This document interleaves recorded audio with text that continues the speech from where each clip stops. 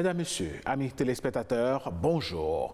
Nous sommes heureux de vous retrouver dans votre émission Nopéden, la matinale de la bonne humeur, la matinale qui apporte un grain de soleil dans vos demeures. Et je suis ce matin avec Madame Danonde, comme tous les matins. Bonjour. Bien sûr, mesdames et messieurs, Alain Sochoum, bonjour, bonjour à vous. On espère que vous vous êtes bien réveillés, tout se passe bien. Nous sommes très contents de vous avoir aujourd'hui encore avec nous.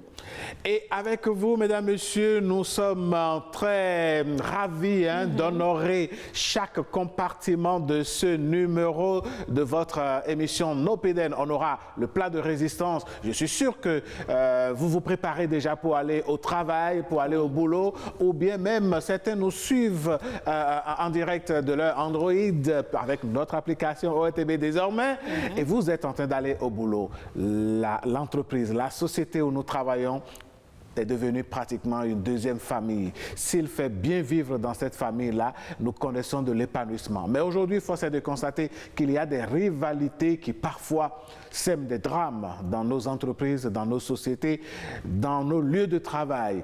Est-ce que les rivalités professionnelles sont un frein à l'évolution de l'employé et de l'entreprise, ou bien tout simplement des éléments de saine émulation pour leur épanouissement? Ça va être le plat de résistance. Puis après, on va retrouver donc toutes les autres rubriques. Et tout de suite, mesdames et messieurs, on commence avec Merveille du Bénin.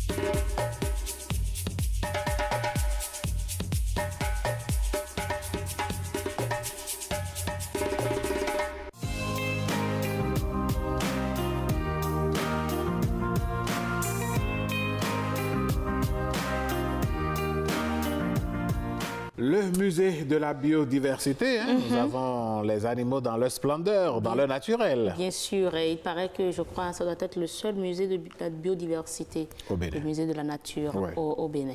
Et je pense que les acteurs de nature tropicale, je dirais, ils ont consacré leur vie entière bien sûr. à la sauvegarde des espèces à la limite, je dirais que BB24 est carrément entré en partenariat avec Nature Tropicale, parce que systématiquement, quand on a besoin d'eux pour parler de tortues marines, pour parler de comment on appelle la protection de l'environnement, de la biodiversité, ils sont systématiquement présents. Et voilà le résultat, entre autres résultats, de leur passion pour l'environnement, passion pour la biodiversité. J'estime qu'il faut vraiment les encourager, les féliciter d'ailleurs pour ce travail énorme qu'ils font. Cela permet, mesdames, messieurs, de sauvegarder les espèces animales qui sont en voie de disparition parce que leur existence apporte également un plus à la nôtre.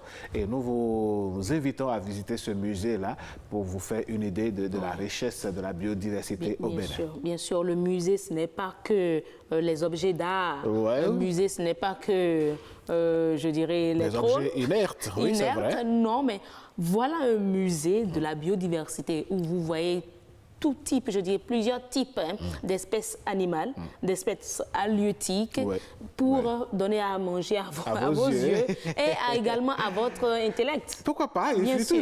Je pense qu'il faut amener les enfants dans ces environnements-là. Ça va déclencher ce tic-là dans leur tête. Parce que ce sont les acteurs de demain, c'est eux qui vont continuer ces luttes-là. Oui. Allez, mesdames, messieurs, on va tout bonnement vous proposer de la bonne musique. Vous savez, sur nos Pinèdes, nous savons le faire aussi. Et ce matin, ça va être un peu plus calme au début. Oui. Confier la journée à Gbedotor. Ah ben voilà. C'est la première des choses d'ailleurs qu'il faut faire. N'est-ce pas? Tout à fait. C'est lui qui règne, mesdames, messieurs. Gbedotor, c'était l'avant-dernière production de l'homme qu'on appelle Raphaël Chey, que nous vous proposons dans le clip du jour.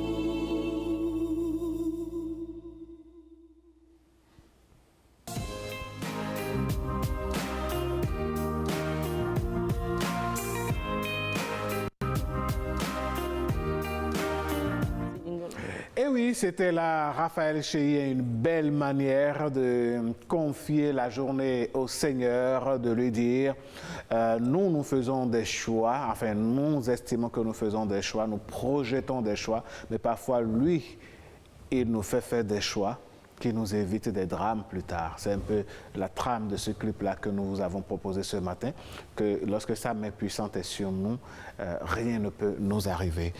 Effectivement, hein, lorsque sa main puissante est sur nous, rien ne peut nous arriver. Et moi, je pense que c'est un clip hein, que tous ceux-là qui sont parmi ceux qui croient en l'existence d'un Dieu, puissent jouer chaque fois qu'ils se réveillent, que ce soit le premier son qu'ils puissent écouter. Je pense que ça va les connecter à l'être suprême qui va s'occuper de la gestion de leur quotidien, de la gestion de la journée. Absolument. Oui. Avec tout ce qui se passe aujourd'hui, on ne peut que s'en remettre à ce Tout-Puissant-là. À ce Tout-Puissant-là, voilà. Tout bonnement. Et moi, je salue hein, surtout l'ouverture de Chéhi, parce qu'à travers ce clip, on a vu plusieurs artistes. Fatih, Cécimé, Richard Flash qui l'ont accompagné facilement. Et on a eu, je pense que quand on va ensemble, ça donne toujours du meilleur. On est toujours plus fort. Non, je crois qu'il y a cette tendance aujourd'hui au niveau des artistes béninois de se donner la main, de faire en sorte de faire avancer. L'union fait la force. Voilà, faire avancer la musique béninoise. Et c'est à leur hâtif, hein. C'est tout leur mérite. Mesdames, Messieurs, on va laisser nos artistes pour l'instant, quitte à les retrouver hein, en fin d'émission. Mais avant, ce matin, on va aborder le grand plat de résistance de cette émission. Les rivalités, on en connaît dans nos sociétés. Il y a même des entreprises où, quand voilà, dans le professionnel, il y a des entreprises où quand on prononce ce nom, on se dit, c'est là-bas tu veux aller travailler. Tellement les rivalités sont fortes. Je vous assure, il y a parfois même des agents où, quand ils échangent avec vous, ils se disent, mais on se doit, même si la priorité fait partie des critères de recrutement de cette entreprise. Tellement les agents sont cruels envers eux, mais il ne le faut pas. Il le faut pas. En tout cas, surtout pas selon moi. Ah oui, voilà, mesdames, messieurs, voilà qui introduit très bien le débat. Et nous allons le faire juste après ce jingle.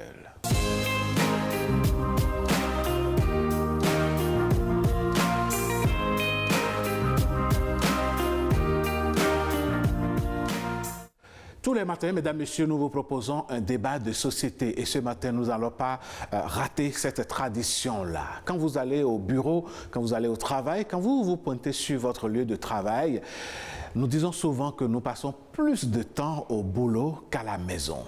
Le travail, l'entreprise, la société dans laquelle nous travaillons justement devient une deuxième famille.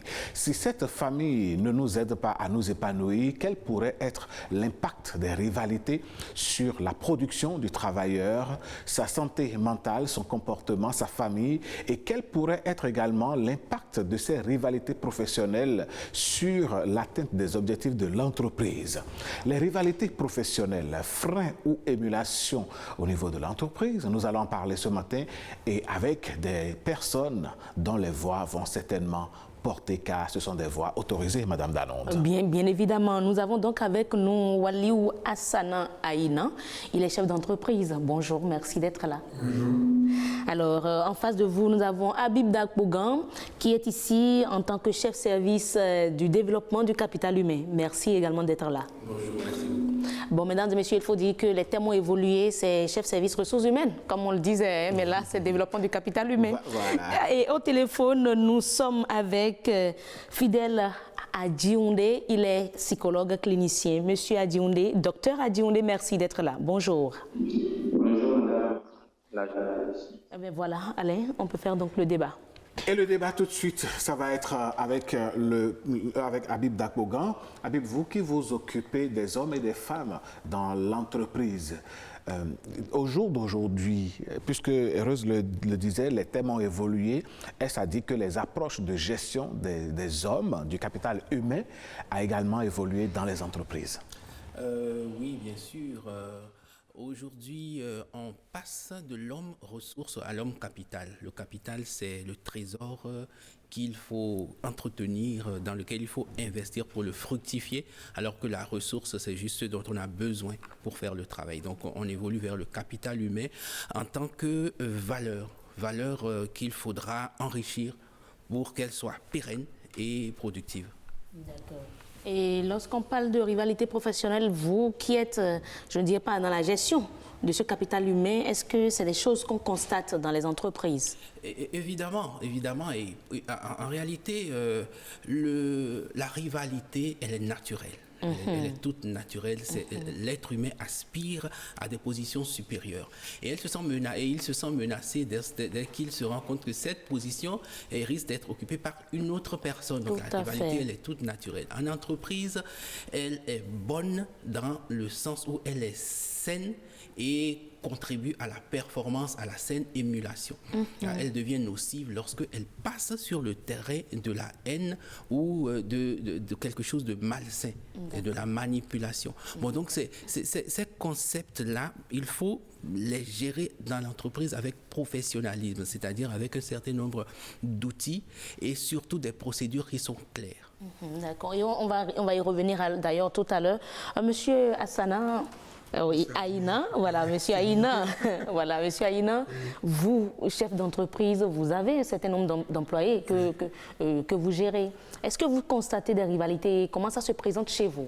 D'accord, merci pour l'opportunité que vous me donnez pour que je m'exprime sur cette question. Je rejoins monsieur Habib qui dit que la rivalité, elle est naturelle. Hein. Partout où nous sommes dans la vie, il y a rivalité d'une manière ou d'une autre, étant donné que nous sommes des êtres humains. Mais effectivement, elle est à l'intérieur des entreprises, en fait, elle contribue à l'évolution quand elle est saine. Quand ça se base sur la rivalité, en fait, par exemple, vient des compétences. D'accord. Ça vient, je sais que je n'ai pas telle compétence et que c'est l'autre là, c'est pour cela qu'il est ici. Je me bats pour pouvoir avoir ces compétences-là aussi, occuper en fait ce poste un jour, ou pouvoir évoluer de toutes les façons. Mais après, quand elle prend une autre tournure, comme quand ça quitte en fait les aspects professionnels, et ça va dans des considérations totalement loin en fait de ce qui nous réunit.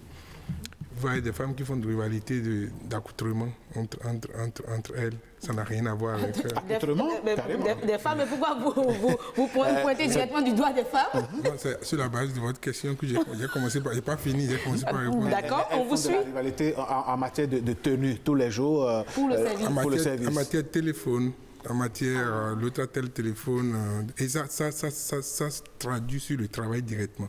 Bon. Alors, ce qui ne devait pas être le cas. Monsieur, non, attendez, monsieur Wallo, dites-nous, vous qui êtes chef d'entreprise, je prends un employé A qui s'habille costume cravate du lundi au vendredi, une employée B qui s'habille avec des pailles d'une certaine qualité, une employée C qui porte ce qu'elle trouve et puis bon, ça y est. Est-ce que vous pensez qu'il y a des regards condescendants sur la personne qui ne s'habille pas en griffe trop bien et que cela influe sur la production de l'entreprise?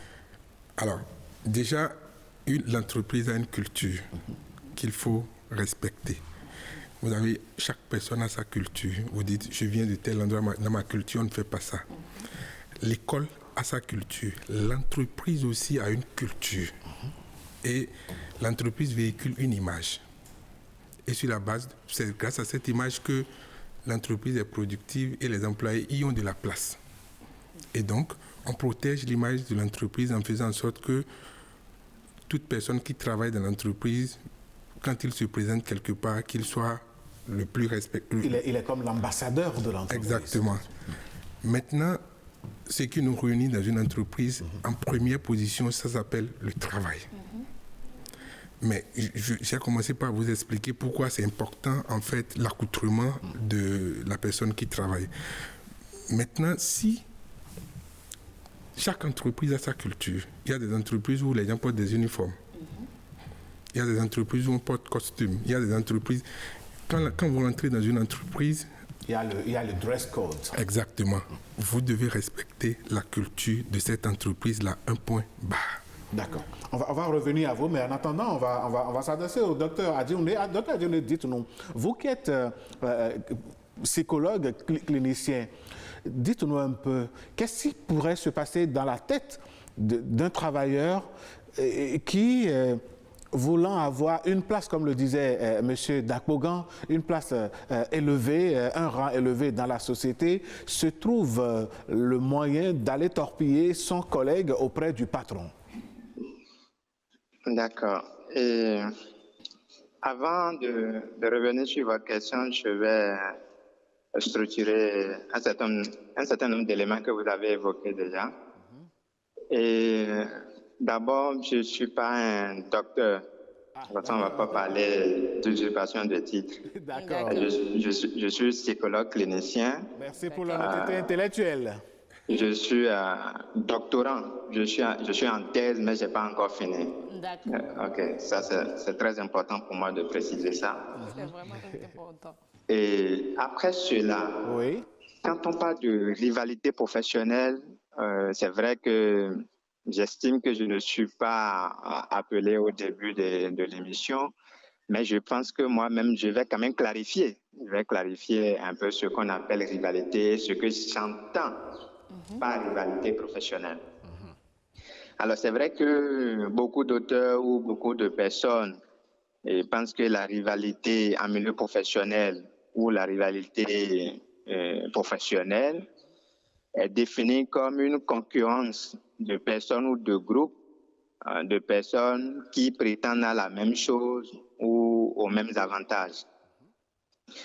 Moi, je ne suis pas forcément dans cette démarche. Je dirais tout simplement que la rivalité en milieu professionnel est un stimulus exogène à soi, donc permettant une sorte de psychanalyse personnelle afin de mieux se connaître pour agir de façon adaptée dans son milieu professionnel. Donc, quand je retiens cette définition, je peux dire que la rivalité professionnelle a des avantages et a des inconvénients. Je vais en revenir pour aborder proprement votre question. Et avant d'évoquer véritablement un éventuel avantage lié à une expression de rivalité en milieu professionnel, il faut d'abord évaluer la perception des sujets qui se trouvent dans l'espace professionnel où la rivalité est expressive. C'est très important parce que c'est cette perception qui va permettre ou qui va entraîner une détresse psychologique ou qui va motiver celui qui se retrouve dans cet espace-là. Alors, à partir de ce moment, un professionnel peut parler davantage. Oui, un professionnel peut vraiment parler davantage au cas où la rivalité sera perçue par ce dernier comme une source de motivation, ce qui peut l'amener à renforcer ses connaissances. Monsieur Adjoune, oui. On comprend ce que vous êtes en train de dire, mais prenons la rivalité nocive. Monsieur Habib Dakpogan, tout à l'heure, a fait sortir le thème. La rivalité nocive qui fait que nous avons pris ce schéma d'un employé A qui, convoitant une place élevée dans la société, est obligé d'aller saboter le collègue B ou C à côté du patron. Dans ce cas-là, qu'est-ce que la rivalité devient pour l'entreprise? Alors, c'est pour cela que j'avais procédé à cette clarification, parce qu'on doit pouvoir dissocier ce que c'est que la rivalité professionnelle de la méchanceté et de la violence en milieu professionnel. C'est très important. Si nous confondons la rivalité professionnelle au sens strict du terme avec la violence et la méchanceté, nous ne pouvons pas évoquer l'avantage de la rivalité professionnelle, mais plutôt les inconvénients. Et ça ne va même pas être au sens propre du terme des inconvénients de la rivalité professionnelle, en fait. Donc, je pense que si, je reste dans votre cadre de questions, oui, et je me dis, peut-être qu'il y a une rivalité nocive que moi je peux appeler, qui va au-delà même de la rivalité professionnelle, qui peut-être prend le sens de la violence ou de la méchanceté. Mais je reste dans ce cadre. Je dis, si une personne aspire à une promotion, à un poste, et s'en va voir un patron pour détruire l'image de son prochain, pour accéder à un poste de responsabilité, il y a ce que nous appelons l'analyse de la conscience personnelle. Celui-là peut, par la suite, être amené par des conditions humaines de vie à ne pas répondre adéquatement au poste où il aspire et peut-être où il va gagner plus tard en faisant cette mauvaise manœuvre. Et là, la lutte qu'il a menée jusqu'au bout pour pouvoir gagner ce poste va l'exposer finalement à une sorte d'autodestruction. Et finalement, il va se retrouver aussi à être en proie facile à des souffrances psychologiques. Monsieur Adjoumé, vous continuez de garder la ligne. On va revenir sur ce plateau. Je crois que Mme Danone a une question pour Monsieur Dapogan. Tout à fait, vous lisez dans mes pensées. Alors, Monsieur Dapogan, quand on suit un peu le psychologue, moi je veux bien comprendre auprès de vous comment vous arrivez à faire le distinguo entre la rivalité saine et la rivalité, comment l'a-t-il, nocive, voilà. Alors, la rivalité saine, c'est ce que j'appelle l'émulation. L'émulation est entretenue par les principes de l'entreprise.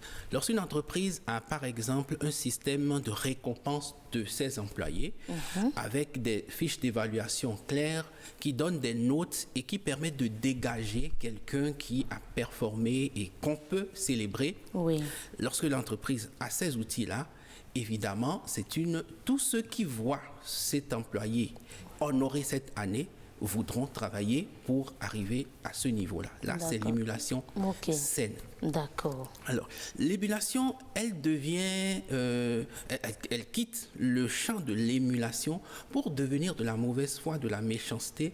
Lorsque la personne, il y a mon collègue qui le disait tout à l'heure, il a dit, lorsque la compétence défraie la chronique, lorsque déserte le forum, lorsque la compétence déserte le forum, et que la personne qui aspire à un poste n'a pas les acquis nécessaires pour occuper ce poste-là, c'est là qu'interviennent les jeux de couloir, et c'est là qu'intervient la mauvaise foi. Et c'est là que doit intervenir la responsabilité du supérieur. Vous voyez, parfois, du supérieur, lequel, le patron lui-même ou le chef service le supérieur, celui qui est censé reconnaître la valeur des deux. C'est là que sa responsabilité intervient. Parce que, qu'est-ce qui se passe? Lorsque le supérieur est du genre manipulateur, il y a plusieurs types de leaders. Si le leader dont on parle, il est manipulateur, c'est-à-dire il a l'habitude de diviser pour régner, pour avoir l'impression, c'est une forme de perversité. Mais il y a beaucoup de leaders qui sont ainsi. Alors, lorsqu'il est comme ça, il favorise les jeux de couloir. Alors, le leader manipulateur, il favorise les jeux de couloir. Ce leader-là, il entretient une rivalité malsaine et il aura tendance à donner de la valeur à celui qui vient le célébrer. Et là, ce n'est pas un cas de figure normal. Il faut qu'on se mette en situation normale. Une entreprise qui respecte des normes.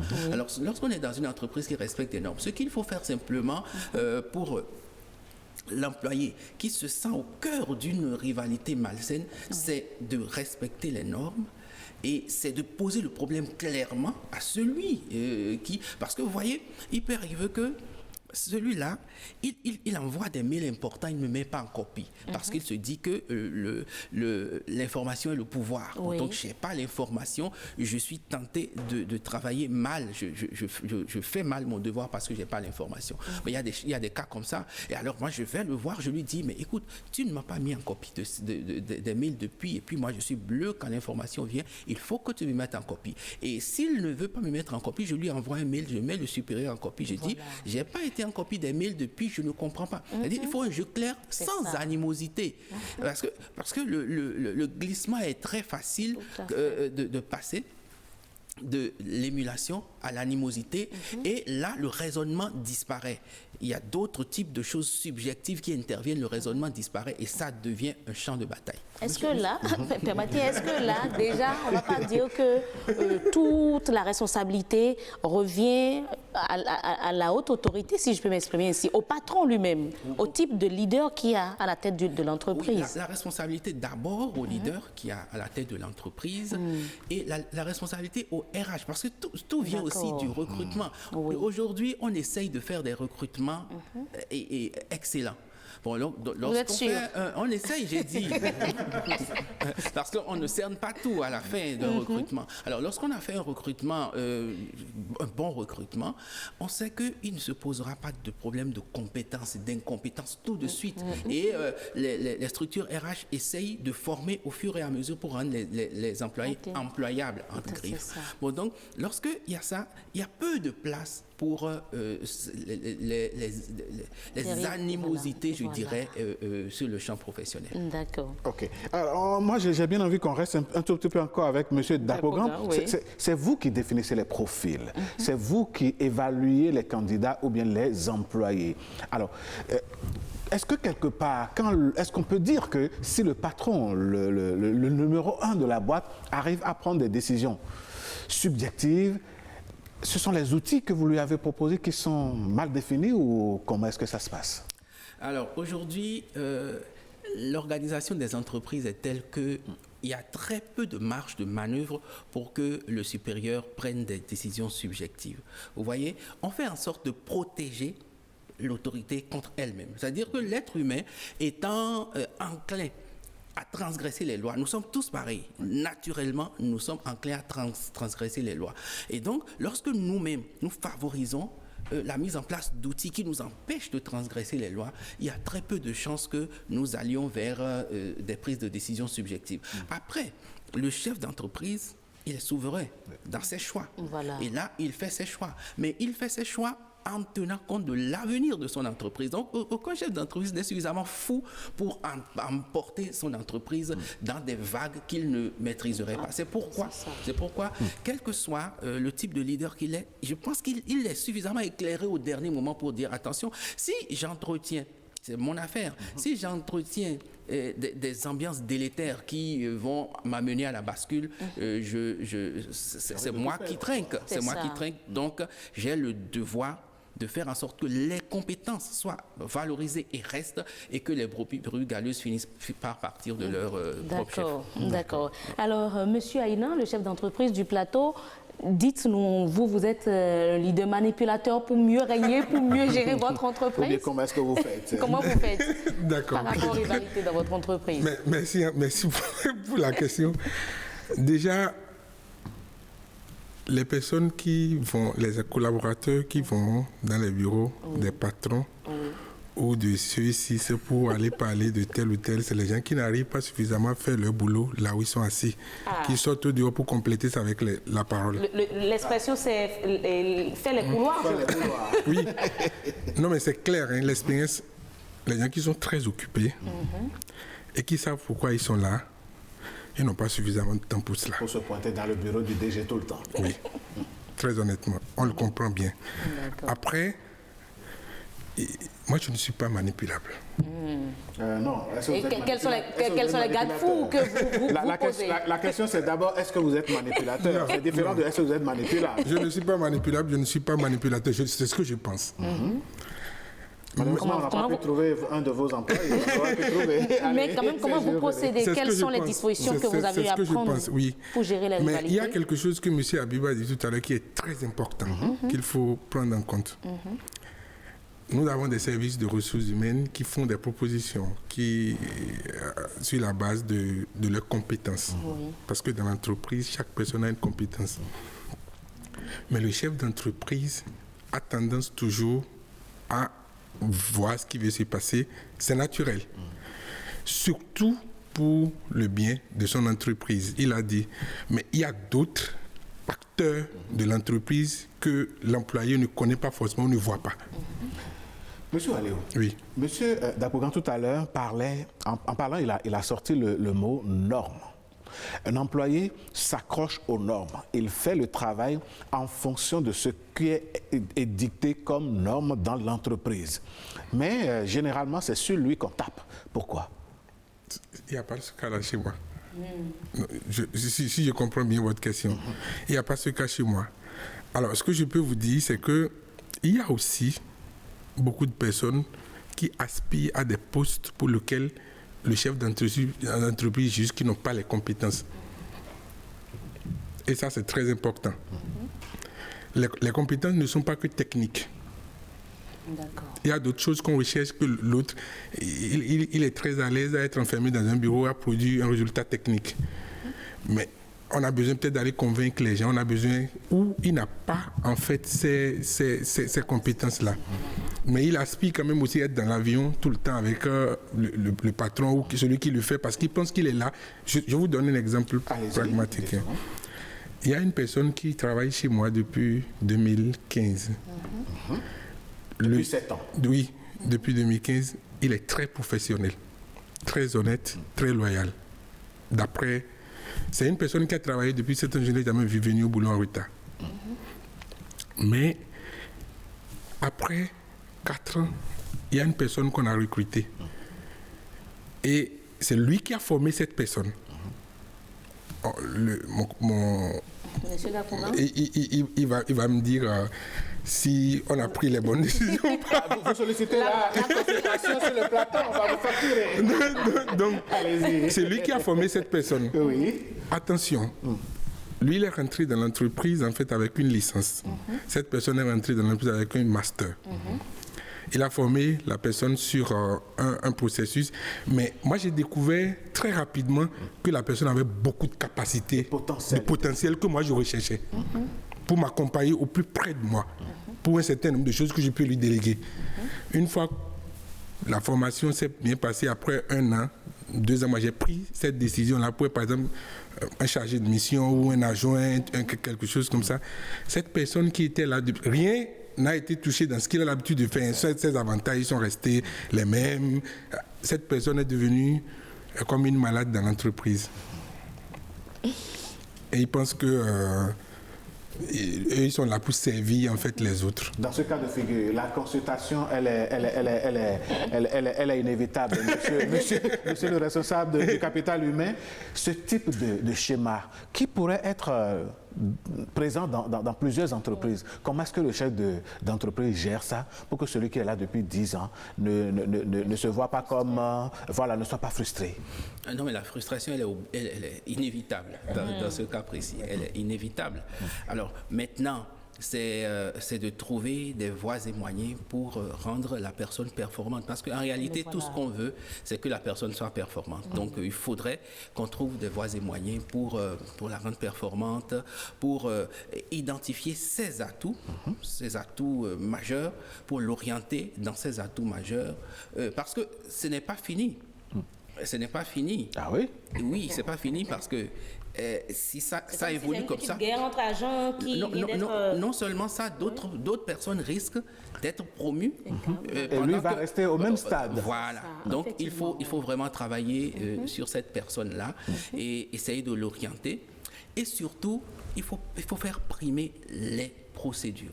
Les procédures doivent être primées. C'est-à-dire que rien ne se fait sans les procédures. Il y a des plans de succession qui sont clairs et qu'on communique. C'est-à-dire que lorsque je ne suis pas là en tant que N+1, mon N-1, c'est telle personne. Et mon N-2, c'est telle personne. Et c'est clair. Il faut que les choses soient claires. Si les choses soient claires, je prends ma première frustration aujourd'hui, je sais que c'est comme ça.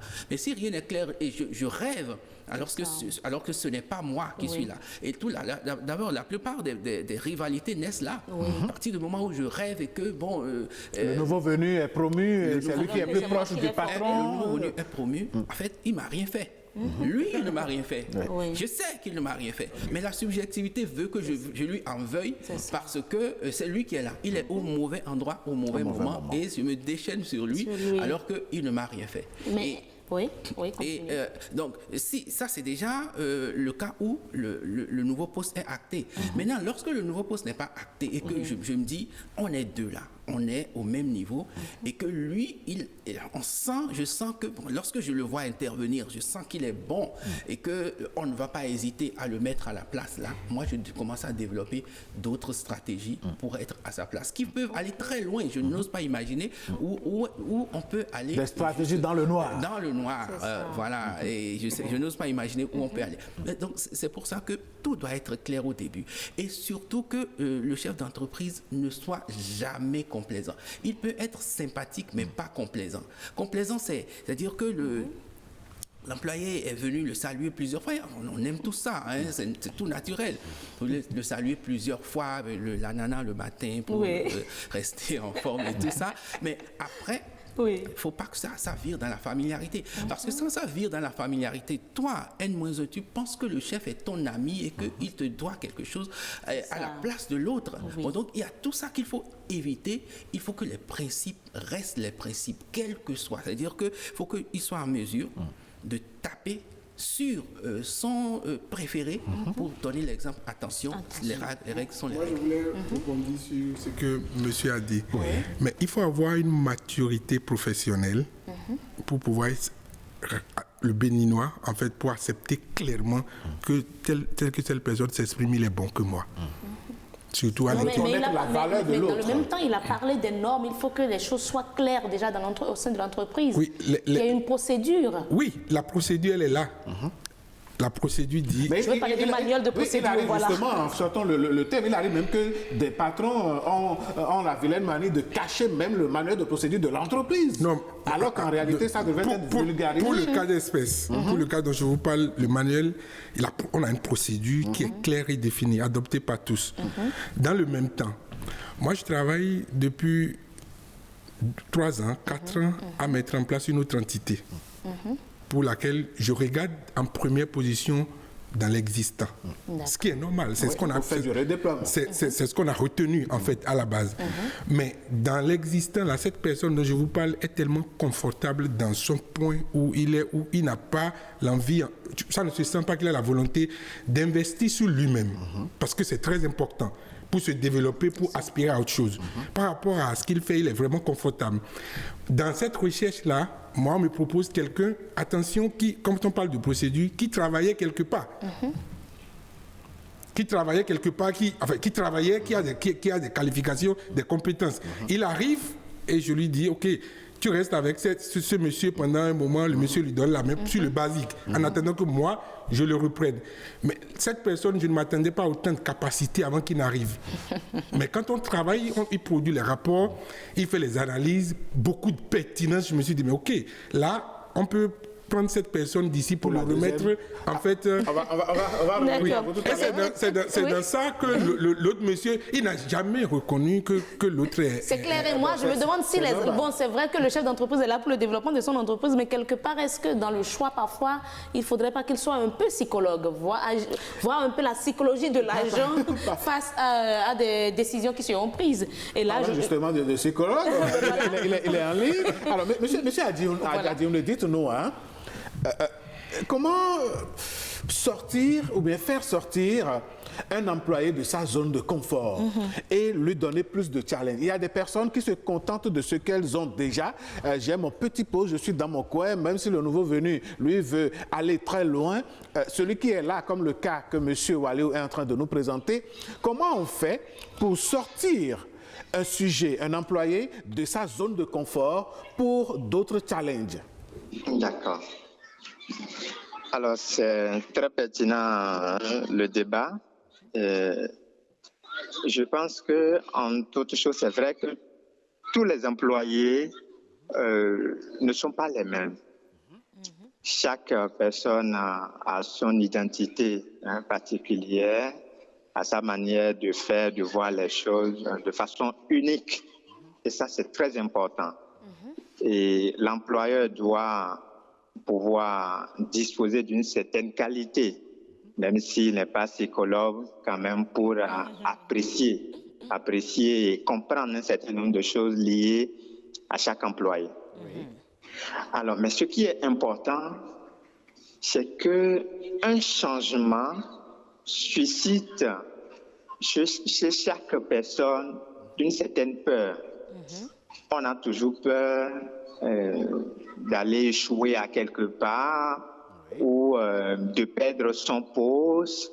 Ou, en tout cas, il y a quand même, parce que quand il y a de l'inconnu, où on s'en va vers l'inconnu, on a toujours une peur. Donc, pour annoncer ou pour amener quelqu'un à quitter sa zone de confort, pour entreprendre une éventuelle aventure, donc prendre un certain nombre de risques pour valoriser d'une certaine façon l'entreprise, il faut là de communiquer ce qu'on veut à cette personne-là. Communiquer avec la personne, c'est l'amener à comprendre, non seulement à comprendre, mais à intégrer la dynamique de ce que l'entreprise veut, de ce que l'employeur a jugé comme important pour le bon fonctionnement de son entreprise. D'accord. C'est vrai que dans d'autres entreprises ou dans des entreprises données, il y a des employeurs qui reconnaissent leurs limites et donc qui sollicitent de l'aide pour annoncer un certain nombre de changements à ses employés. Et ça doit se dérouler avec une certaine considération et avec une certaine manière d'appréciation et de renforcement de l'estime de soi de chaque employé. Si ce n'est pas fait de cette façon-là, ou si l'employeur ne reconnaît pas sa limite et donc sollicite ceux qui disposent de cette compétence, de cette qualité d'amener les employés à intégrer une nouvelle dynamique, c'est normal que ça tourne au vinaigre. Donc, à partir de ce moment, il faut forcément l'intervention d'une personne neutre pouvant permettre à celui qu'on veut, d'une certaine façon, faire sortir de sa zone de confort. Il faut une certaine personne neutre pour l'amener à intégrer cette dynamique-là. Ça va lui permettre aussi d'extérioriser un certain nombre de choses qu'il ne peut pas extérioriser en face de l'employeur. Et l'autre va l'aider à trouver d'une certaine façon une solution à ce que lui, il estime comme problématique pouvant le dérouter dans l'entreprise de ce processus de changement. Monsieur Adjouné, oui. Merci beaucoup. On continue le débat, mais on va marquer juste une petite pause. On va vous revenir et cette pause va nous permettre de suivre l'avis de quelques concitoyens béninois qui se sont exprimés sur la question au micro de Oseni Adeleke. La rivalité professionnelle, c'est une concurrence entre deux ou plusieurs personnes d'une même profession. Une rivalité, une concurrence entre deux personnes qui aspirent à un même objectif en fait. Ouais. Donc pour moi, cette rivalité ne doit pas constituer un problème au développement d'une société, d'une entreprise. La rivalité constitue un frein, d'abord dans un premier temps, pour le travailleur. Mais pour un travailleur qui n'a pas l'esprit de compétition, si cette rivalité rime avec mal-être en milieu professionnel, si j'ai un rival sur mon milieu de travail qui me met mal à l'aise, ça peut constituer un frein pour moi. Bon, et dans l'autre sens, ça peut constituer une émulation pour le travailleur qui a l'esprit de compétition. Lorsqu'on a un rival en face de soi, on a toujours envie de faire plus. On a tous les jours envie de devenir meilleur et par rapport à cette personne, on a toujours envie de faire plus, de faire beaucoup plus et d'impressionner. Donc oui, la rivalité en milieu professionnel peut constituer un frein pour le travailleur, que ça agace, qui n'est pas prêt à jouer à ce jeu, pour le travailleur qui ne se sent pas bien avec cette rivalité. Et dans l'autre sens, elle peut constituer une émulation pour le travailleur qui a l'esprit de compétition, qui a envie de se surpasser, qui a envie de donner le meilleur de lui. Et par ricochet, cette rivalité peut constituer un atout pour l'entreprise. Une rivalité d'accord professionnel, c'est d'abord une concurrence saine entre des collègues, des personnes qui travaillent pour donc atteindre un objectif bien précis, avec un cadre de charge bien précis. Alors, dans ce cadre, mettons l'accent sur la reconnaissance du mérite et surtout que vous ayez un arbitre, quelqu'un qui doit permettre aux uns et aux autres de savoir quels sont les critères par lesquels, quand je fais des efforts, ces efforts sont reconnus, salués et félicités. Et oui, c'était là l'avis de quelques concitoyens. Tout de suite, j'ai bien envie de demander au responsable du développement du capital humain ici de nous dire ce qu'il en pense, ce que vous pensez de ces appréciations. Non, mais ces appréciations rejoignent ce qu'on a dit jusqu'ici. Si on doit résumer ces appréciations, le glissement est très rapide entre rivalité professionnelle et animosité, c'est-à-dire rivalité malsaine. Et il faut un système de reconnaissance du mérite qui soit clair. Lorsque même malgré ma subjectivité, je sens que la structure est honnête avec moi et que je ne suis pas brimé, mes petites privations relatives, comme le dirait le psychologue, privations relatives finiront par s'estomper. Je regarderai la vérité en face. Monsieur Dakoga, dites-nous, qu'est-ce que vous pouvez suggérer aux chefs d'entreprise aujourd'hui? Quel outil de récompense, encouragement, même sanction, qui pourrait donc les aider à canaliser les acteurs de cette concurrence-là qui parfois risque de plonger l'entreprise? Oh, est-ce que, je ne sais pas si j'ai quelque chose à apprendre aux chefs d'entreprise, c'est le minima, c'est-à-dire le BABA, qui est un système de récompense des employés, et qu'on sorte un employé de l'année, à la fin de l'année, qu'on récompense un employé de l'année. Parfois, les gens le font au semestre, ou parfois au trimestre. Alors, si c'est des vendeurs, qu'on récompense le meilleur vendeur. Si c'est des chargés de clientèle, qu'on récompense celui qui a amené le plus de clients. Il faut que chaque mérite... Est-ce que vous savez qu'il y a certains employés, un type, en tout cas, d'employés qui pensent que lorsque, à la fin d'un, je ne sais pas si c'est d'une évaluation et autres, on récompense un agent, c'est comme si... celui-là. Il a des accointances avec le patron, par exemple. Parfois, même, finalement, l'agent est la risée des autres. Mais tout dépend. Est-ce que c'est réellement une meilleure astuce? C'est obligatoire, c'est inévitable, mais tout dépend du leadership et de la clarté des procédures. Lorsque on a l'impression que les directeurs se regroupent et pour faire des affaires et puis sortir leurs copains. Voilà. Ah ben là, ça ne marche pas. Mais lorsque... Apparemment, monsieur, ça en dit long pour monsieur Aïna. Généralement, ce qui se passe, c'est que celui qui est vraiment méritant, c'est pas seulement les directeurs qui le constatent, il est plébiscité. C'est-à-dire qu'on voit ça, on voit ce nom-là, on se dit...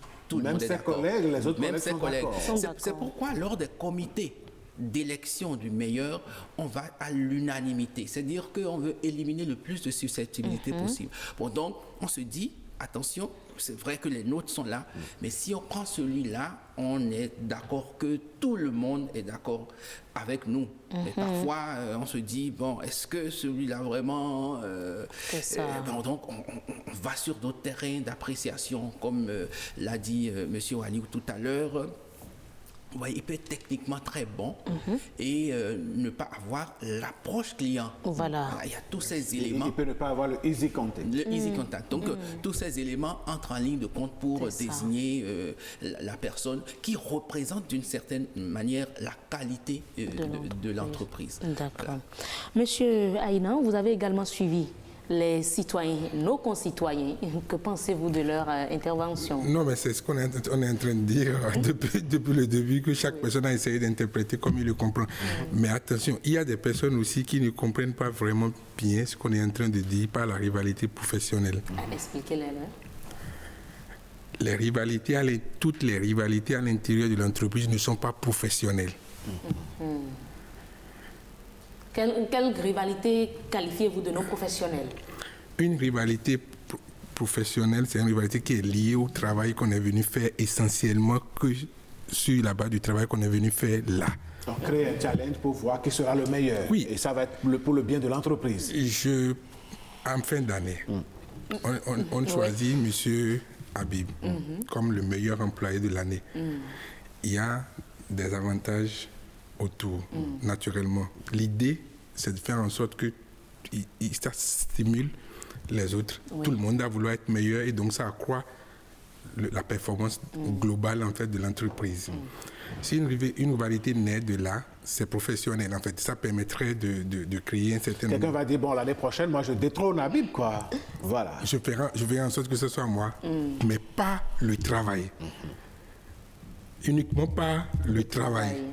Il y a dans notre société, compte tenu de notre composition sociologique, nos éducations à la base, la notion du mérite n'est pas répandue partout. Excusez-moi, si vous permettez. Allez-y.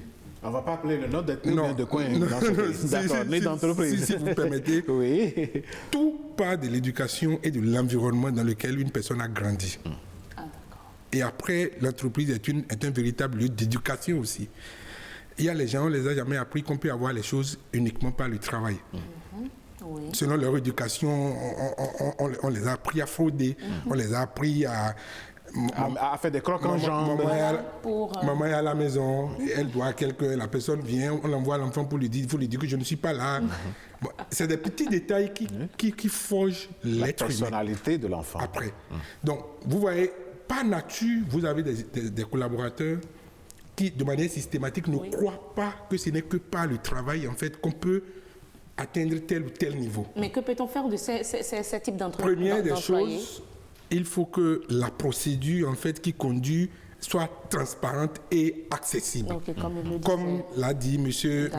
Ça, c'est la première des choses. Mais malgré ça, il va y avoir, en fait, des personnes qui ne vont jamais croire à cette procédure-là. Ils vont se dire, bon, c'est un truc entre eux, quoi. Oui, malgré ça. Mais déjà, il faut que l'entreprise fasse sa part, qu'il y ait un bon leadership, qui partage l'information et que ça soit transparent. Maintenant, revenons sur le fait qu'il y a des rivalités qui n'ont rien à voir avec le travail. Un peu comme vous le disiez à l'entame de votre intervention, les femmes qui font des concours de marques de téléphone, de vêtements. De la qualité de la tenue que l'autre a portée. Oui. Des hommes aussi qui ont des rivalités sur la voiture que l'autre a conduite. Parce que c'est sérieux, c'est des réalités. Aucun rapport avec le travail. Aucun rapport. Mais malheureusement, ça joue sur leur psychologie, en fait, pour le rendement dans le travail. Et créer même un autre environnement complètement morose pour le travail. Parce qu'il se dit, bon, peut-être qu'il y a... Alors que nous n'avons pas du tout, nous ne sommes pas les mêmes personnes. On ne vient pas aussi des mêmes endroits. Et oui, le temps commence déjà par nous talonner. On va apprendre l'avis de M. Adjemné. Monsieur, vous avez suivi, même si c'est à l'audio, les interventions de nos compatriotes. Qu'est-ce que vous en pensez? Et vous allez en profiter pour donner des conseils aux chefs d'entreprise qui nous ont suivis jusque-là et aux employés également qui nous ont suivis jusque-là. OK, merci beaucoup. Alors, honnêtement, pour les avis de la population, la ligne n'est pas trop bonne, donc je n'ai pas bien compris, entendu ce qu'ils ont dit. Mais je pense que les autres invités déjà sur le plateau ont donné quand même le maximum d'appréciation là-dessus. Alors, en ce qui concerne des conseils à l'endroit des employeurs et des employés, je peux donner un conseil commun aux deux corps.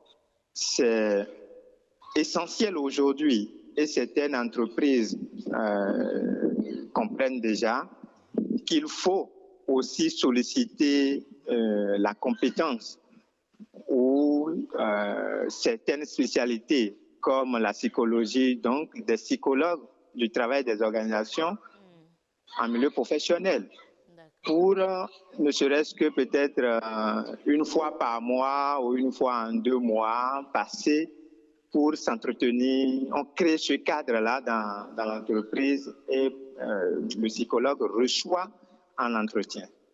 Et dans ces espaces, il y a des employés du moins qui se découvrent en fait, ah, je suis de telle personnalité par exemple, ou voilà ce qui m'embêtait depuis et je ne suis pas épanoui dans mon travail, etc. Et prennent des décisions pour corriger un certain nombre de choses, évidemment, pour la productivité, la rentabilité de l'entreprise et aussi pour sa santé, pour sa propre santé. Voilà. Donc, je vais... Merci beaucoup, monsieur. Merci, monsieur. Adjoundé. Merci d'être intervenu dans ce débat. On vous souhaite une excellente suite de journée. On va revenir sur ce plateau pour conclure. Monsieur Dakpogan, pour conclure, moi, je veux que vous soyez assez pratique. Quelques mots aux chefs d'entreprise par rapport aux rivalités. Qu'est-ce qu'il faut interdire dans son entreprise pour éviter des rivalités malsaines? Alors, premièrement, les procédures. Il faut les établir. Il faut les établir, il faut qu'elles soient transparentes et que il faut les vulgariser, que le manager dirige par l'exemple. Deuxièmement, il faut que le manager général et les managers médians, tous ceux qui ont la décision soient responsables et ne donnent pas dans la manipulation ou la manipulabilité. Et voilà, après, il faut que les recrutements soient bien faits pour qu'on n'ait pas des caps de compétences en cours de chemin. Tout ça concourt à des rivalités malsaines. Merci beaucoup. Et aux employés, qu'est-ce que vous avez envie de leur dire? Oui. Eh bien, les employés, qu'ils regardent leur fiche de poste, qu'ils s'accrochent à leur fiche de poste, qu'ils donnent le meilleur d'eux-mêmes. Ce qui est sûr, la compétence finit par être reconnue. Monsieur Aïnan, pour vous, je veux bien que vous adressiez aux employés. Que faut-il concrètement pour éviter des rivalités malsaines qui n'apportent finalement rien au développement de l'entreprise et même au développement sanitaire de l'agent? Il faut cultiver la notion du mérite. 2, il faut se connaître soi-même. C'est important. Le psychologue l'a dit tout à l'heure. Beaucoup de personnes ne se connaissent pas réellement. 3e chose, même si vous rentrez dans une entreprise et que vous pensez qu'il y a des manipulations par-ci, par-là, accrochez-vous à votre fiche de poste. À votre travail. Il y a toujours une place pour le travailleur. Même si ce n'est pas dans cette entreprise, il y en aura pour toi un jour. C'est clair.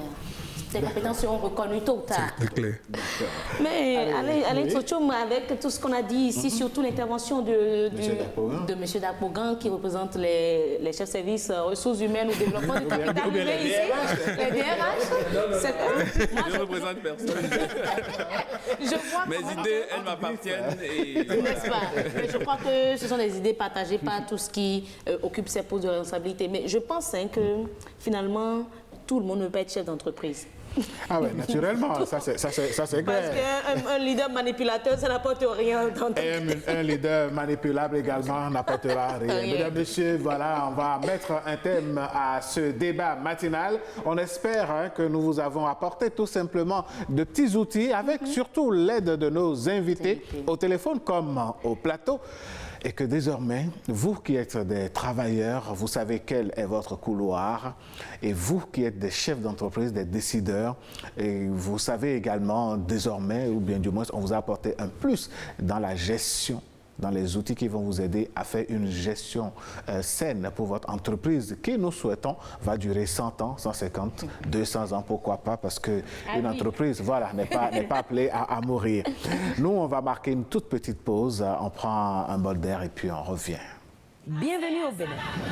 Paysage verdoyant, relief multiforme, faune et parc naturel, plages ensoleillées, cité balnéaire ultra moderne, rythme au corps, rite au cœur, vestiges et reliques d'une histoire séculaire, brave peuple, biens et personnes sécurisées.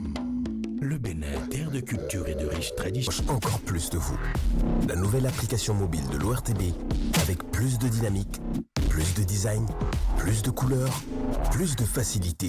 Vos chaînes de radio, votre télévision nationale et BB24 en direct, c'est sur Play Store. ORTB Mobile, toujours plus proche de vous.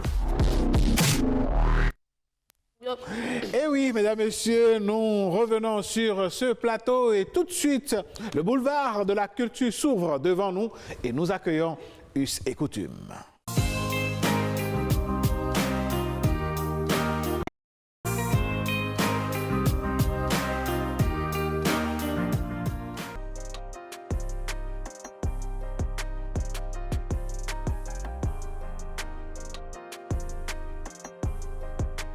Pour l'initiation des petits bébés à l'eau, ce n'est pas quelque chose de difficile chez nous. Sinon, tout d'abord, la maman qui fait son bébé, il reste à la maison pendant 3 mois, voire 4 mois, avant qu'elle ne sorte avec le bébé pour aller marcher ou soit faire des courses. Et en ce moment, 3 mois, 4 mois déjà, la maman qui porte son bébé au dos en cours de route, il détache son bébé, il peut le mettre sur les jambes, il peut le mettre dans la pirogue, carrément dans la pirogue. Et là maintenant, l'enfant est en contact direct et en relation directe avec l'eau. Et comme ça, l'enfant peut commencer à l'âge de 1 an, 2 ans, il commence déjà par s'amuser avec l'eau.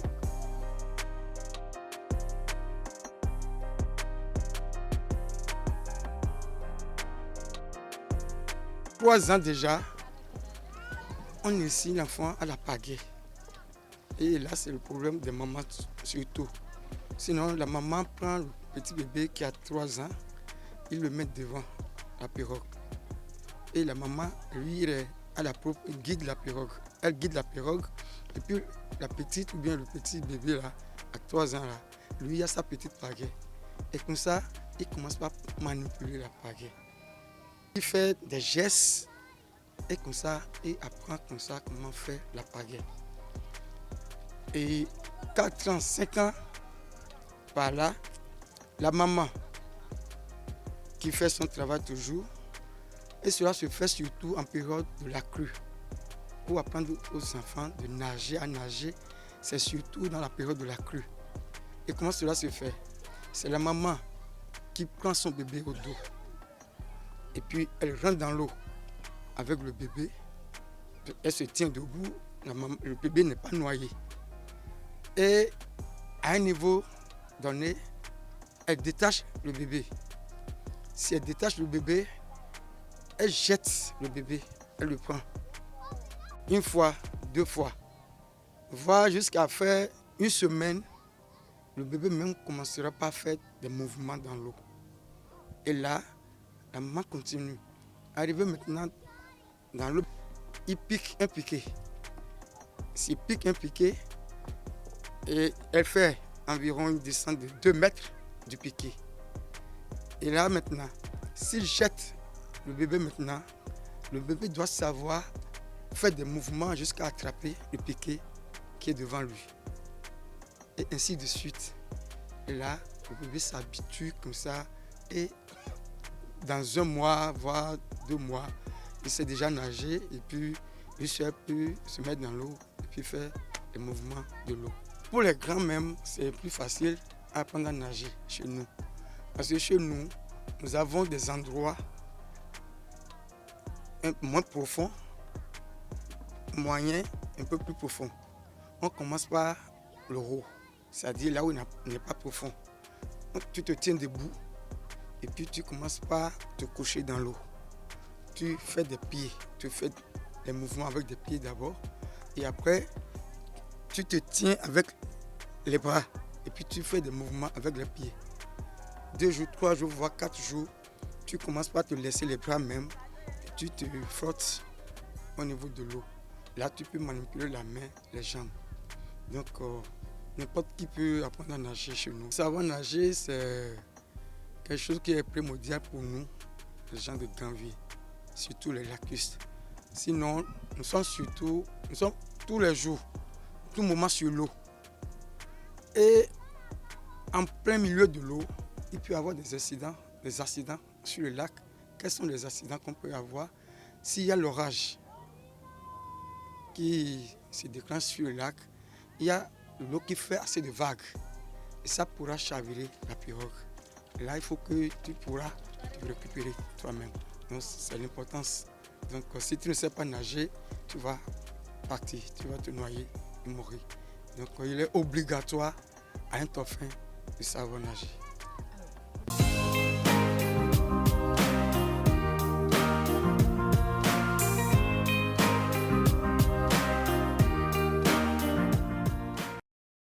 Nos parents, les dauphins, nous accueillaient donc pour nous expliquer un tout petit peu comment est-ce qu'on initie déjà l'enfant à l'âge de 3 mois à la nage. Et oui, quand vous vivez dans la cité lacustre, ce sont des capacités, des qualités que vous avez. Moi, je tiens un grand chapeau à ce peuple. Ce vaillant peuple, hein, parce que moi, je ne peux pas... bon, c'est vrai, je ne sais pas mon milieu naturel.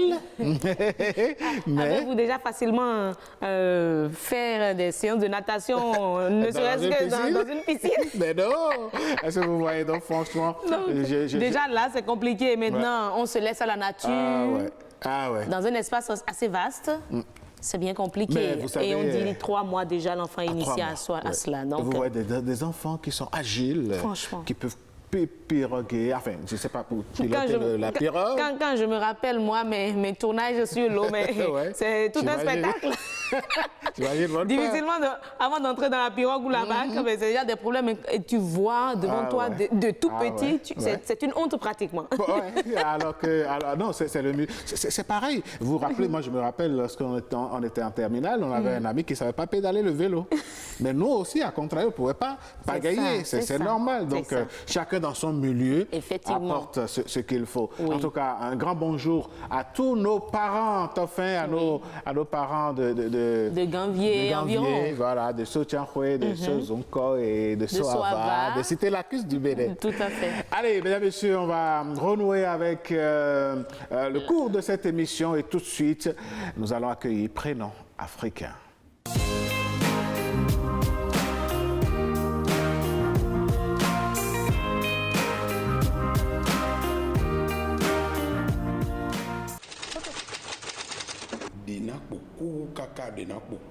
Même si la mort tue n'importe comment, il en restera un. Il en restera un. Quand il y a un ou deux qui ne sont pas morts, on les appelle les rescapés. C'est comme on est en train de... C'est ce que je suis en train de dire par le prénom d'Inabo. Quand un couple naît au monde d'enfants, mais la mort vient leur arracher, il arrive qu'ils mettent un au monde après avoir aussi consulté le phare et, comment on appelle, faire les sacrifices qui en sortent. Il donne le nom de Dinakbo. Ils sont choyés et c'est difficilement que Dieu m'a accordé cet enfant, ou c'est difficilement que Dieu m'a accordé ces enfants, si c'est 3, si c'est 4, que le couple a eu à obtenir de Dieu après tant de morts. Dinakbo, c'est le premier à qui on a donné ce nom, celui qui a survécu, qui a résister à cette mort qui ne fait qu'arracher à ce couple ses enfants. Celui qui vient résister à la mort. Et oui, Anis Pépé était donc notre invité, notre personne ressource qui nous renseignait donc sur le prénom d'Inakbo. Tout de suite, mesdames et messieurs, on va enchaîner avec la capture matinale.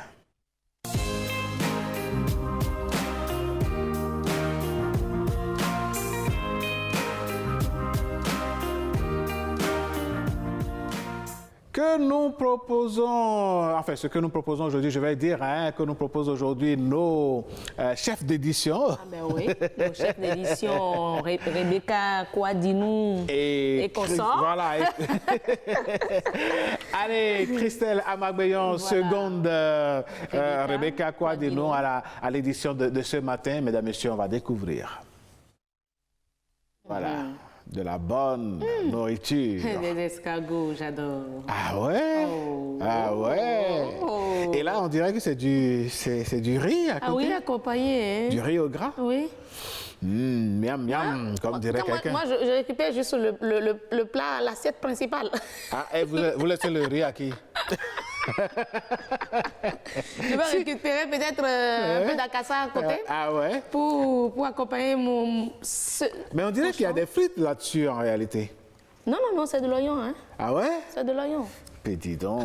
C'est de l'oignon. Je crois que ce matin, en tout cas, les chefs d'édition à la descente vont devoir nous expliquer. Elles vont nous donner des explications. Ah ouais, un bon plat. Franchement, de en tout cas, c'est une proposition pour toutes les familles. Hein. Ah ouais. Parce qu'actuellement, c'est tellement maman se demande. Qu'est-ce qu'il faut préparer? Aujourd'hui encore, il faut faire pour la famille. Juste, c'est vrai qu'il paraît que ça donne un peu de travail, la préparation des escargots. Ça c'est vrai, le nettoyage. Oui, mais la finalité, quand on commence à déguster, on oublie le travail qui est... Je vous assure tout.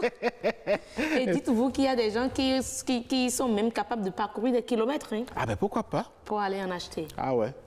Et je crois que c'est de la bonne viande et puis de plus en plus disponible. Oui, vraiment, parce que beaucoup sont aujourd'hui dans son élévation.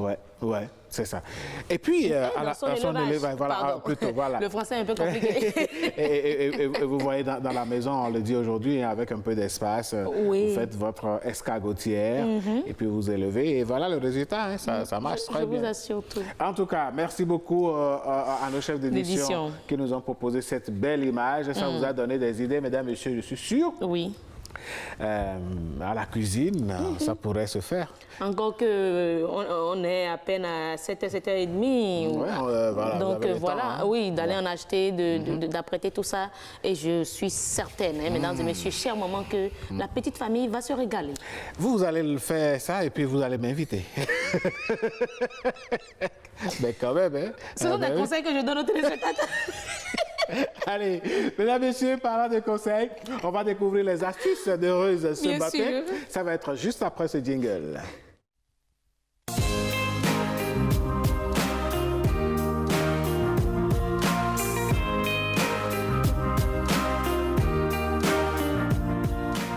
Mesdames, Messieurs, une personne peut être de très bonne compagnie, agréable, d'une compagnie excellente.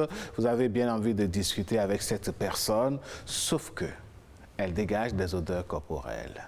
Vous aimez bien aller dans son bureau, mais dès que vous ouvrez le bureau, cela vous répugne. Parfois, ceux ou celles qui dégagent des odeurs corporelles ne s'en rendent même pas compte. Elle est belle, une belle femme, mais on ne peut pas l'approcher parce que odeur corporelle. C'est un beau monsieur, un bel homme, mais quand il s'habille, non, vous êtes d'accord, sauf que les odeurs corporelles le dérangent et il ne s'en rend peut-être pas compte. Alors, aujourd'hui, ce matin, Madame Danon se propose de vous donner des astuces, de nous donner des astuces pour sentir bon et surtout pour éliminer les odeurs corporelles. Tout à fait. Et il faut le rappeler, mesdames et messieurs, quand on parle d'odeur, mauvaise odeur corporelle, beaucoup se disent non, cette personne n'a pas une bonne hygiène corporelle ou une bonne hygiène en général. Mais non, il faut préciser que même avec une très bonne hygiène, il est possible de souffrir de transpiration excessive qui fait partie des causes de mauvaises odeurs et maintenant en général des mauvaises odeurs. Alors nous n'allons incriminer personne ici, mais nous allons essayer de vous dire un peu les interdits pour faciliter, pour avoir une bonne odeur corporelle. Alors commençons déjà par la transpiration. Que faire pour éviter la transpiration? Nous vous invitons à modifier votre alimentation. Il y a également ça qui importe. Nous avons par exemple l'ail, l'oignon, les épices comme le curry que beaucoup de femmes aujourd'hui ont découvert, je dirais, et qu'elles utilisent. Mais comprenez que ces épices, l'oignon, l'ail, le curry, entre autres, favorisent les mauvaises odeur corporelle, bien que cela soit variable d'une personne à une autre. Il faut également noter que l'alcool, le thé et le café augmentent la température du corps, et donc ce qui favorise la sudation.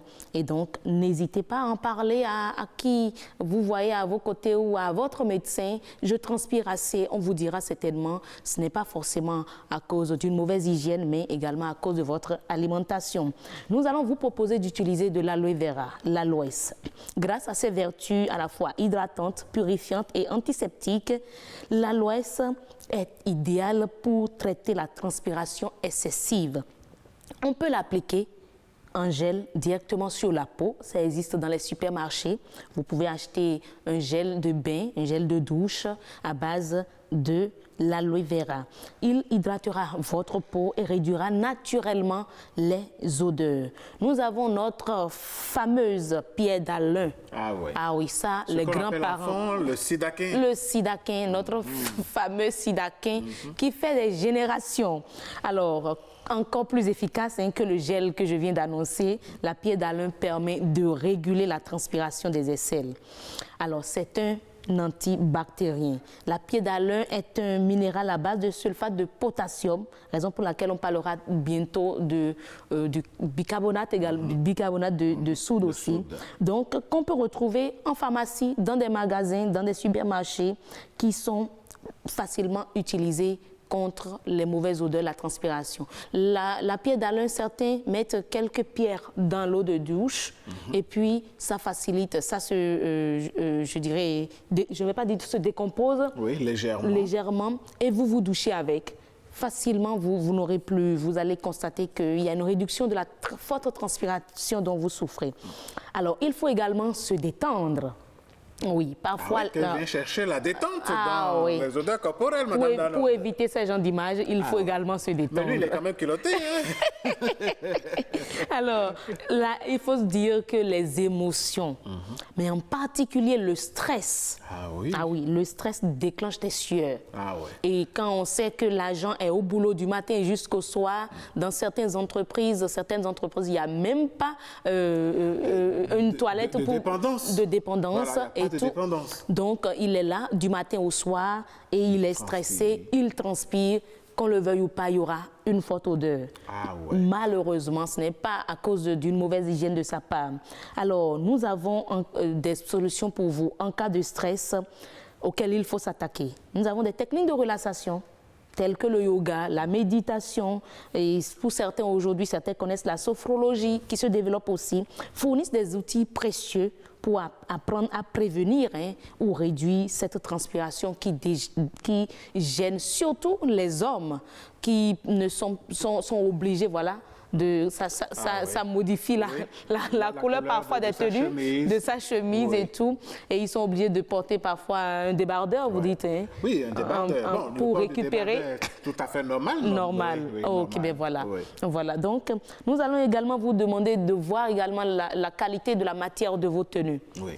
Éviter les fibres synthétiques. Oui, en cas de... Ce que l'autre appelle les nylons. Les nylons, ce n'est pas seulement à éviter lorsqu'on va à la cuisine, mais lorsque vous savez que vous souffrez de forte transpiration, de transpiration excessive, il est conseillé de ne porter que des vêtements en fibres naturelles. Ça a son coût, il faut le dire, mais... En coton. En coton. Coton doux. Oui, si quelques-uns quelques tenues en cette matière-là peuvent vous accompagner. Parce que les fibres synthétiques empêchent la peau de respirer et créent ainsi un terrain propice à la forte transpiration, à l'hypersudation. Alors, le coton, comme il le disait, la laine, le lin ou encore la soie sont les matières que nous proposons à ces personnes-là qui ont une forte transpiration. Donc, savoir choisir des habits amples qui laissent la peau respirer. Les djangous et autres ne facilitent pas la respiration de la peau. Les gens s'habillent pour ne pas pouvoir respirer. Moi, je dirais que ça fait partie des raisons pour lesquelles avant, lorsqu'on parle de mauvaise odeur corporelle, on s'attaque aux femmes. Oui. Mais aujourd'hui, les hommes ont pris le dessus. Les hommes ont pris le relais. Malheureusement, donc, voilà, entre autres propositions, nous avons les huiles essentielles auxquelles nous vous demandons de faire confiance et tout. déjà adopter ces petites astuces, surtout l'alimentation. Voilà des choses qu'on peut réduire.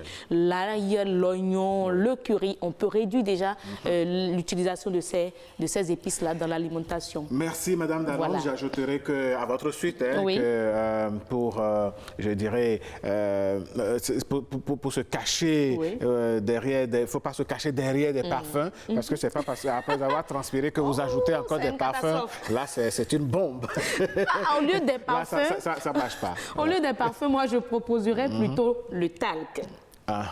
Oui. Voilà. Il y a des hommes qui l'utilisent, encore que vous mettez votre habit. Donc, quelques poudres, quelques gouttes, je dirais, de talc entre les aisselles. Et puis ça y est, ou vous utilisez du bicarbonate de soude, tout simplement. Je pense que nous avons pris bonne note, les téléspectateurs aussi, parce que c'est vraiment un problème que d'être dans un environnement où les gens ont de petits comportements. Parfois, vous posez des questions, c'est juste parce que vous dégagez des odeurs corporelles qui ne sont pas agréables et qui ne permettent pas que les gens restent avec vous. Mais ça ne coûte rien d'acheter. C'est vrai, il paraît que le citron est très cher aujourd'hui, mais la pierre d'Alain reste et demeure un instrument, un produit que vous pourrez utiliser pour donc éviter tout ceci. Allez, mesdames, messieurs, on va amorcer la descente de l'immeuble Nopiden pour nous retrouver sur la piste de danse, n'est-ce pas, avec Beluto.